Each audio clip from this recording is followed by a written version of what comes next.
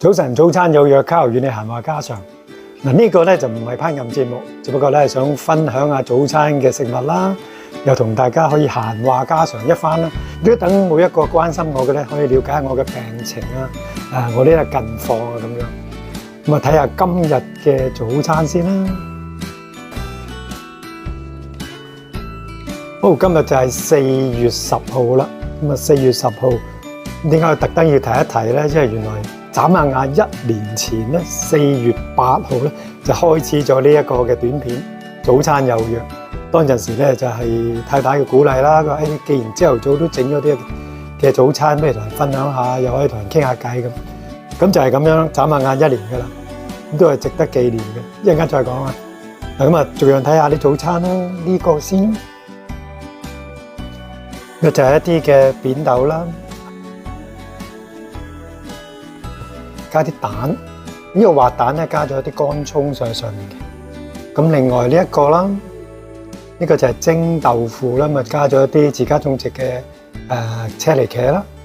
呢個就係蕎麥麵啦，冇乜特別，蕎麥硬麵。咁呢個咧就係啲雞胸肉粒，咁又係令到佢彩色啦，少少嘅睇頭。咁有啲椰菜啊、番茄啊、洋葱啊等等咯。呢個唔使講啦，老友記。老友鬼鬼，每日嘅主角。咁啊，呢一杯就係好特別嘅，又係朋友送嘅一個嘅薄荷茶。未飲呢個都好香，試下個豆腐絲。嗱，上一集都有提過啦，4月7咧，即係星期一啦，咁啊前幾日，咁啊4月7嗰日就係中午啦，咁啊喺香港大學深圳醫院嗰度要再做翻一次嘅驗血，提交一個嘅樣本啦。因為之前2次都唔合格嘅，咁冇辦法繼續開展嗰個口服化療藥嗰個療程，咁都停咗成半個月噶啦。咁啊希望可以睇啲數字點樣，再一次繼續翻呢個療程啦。咁喺嗰日咧，星期一咧，咁啊啲報告出嚟啦，都有少少緊張啦，睇下點樣。咁就啱啱摘界嗰啲，咁都叫做咧係勉強合格。咁啊，醫生話好啦好啦，咁啊繼續翻呢一個嘅口服化療藥嘅療程，都感恩啦。可以而家就係每個星期有2次口服化療藥嘅服用啦，咁啊配合翻成個嘅3合1嘅呢一個嘅治療方案啦。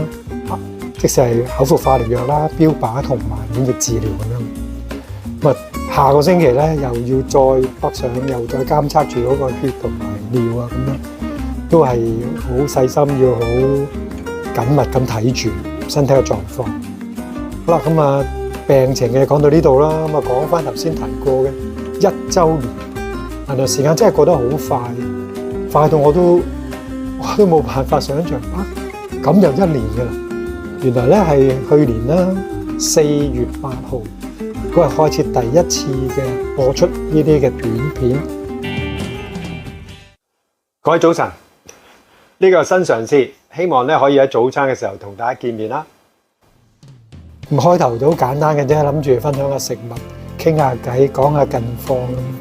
咁慢慢我覺得，咦，多咗朋友關心，多咗朋友收睇，咁又真係可以我哋盡心啲講下。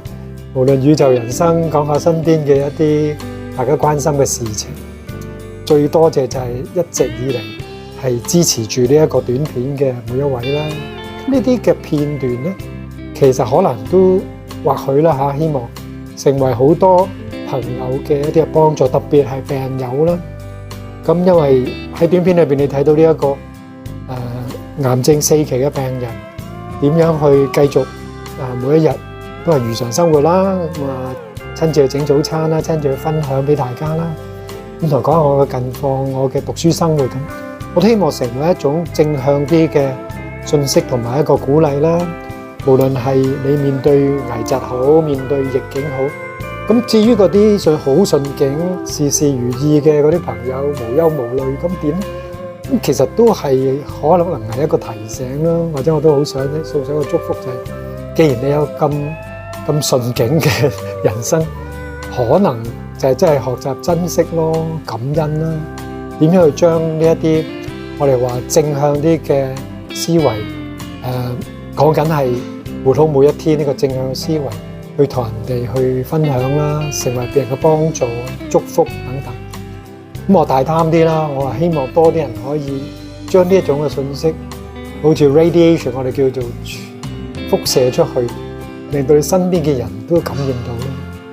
唔講咁多啦，咁啊又要埋頭我嘅畢業論文，因為時間真係唔等人，仲有個零最多2個星期，我諗2個星期以內就要完成噶啦，所以就繼續努力，大家都俾少互勉啊！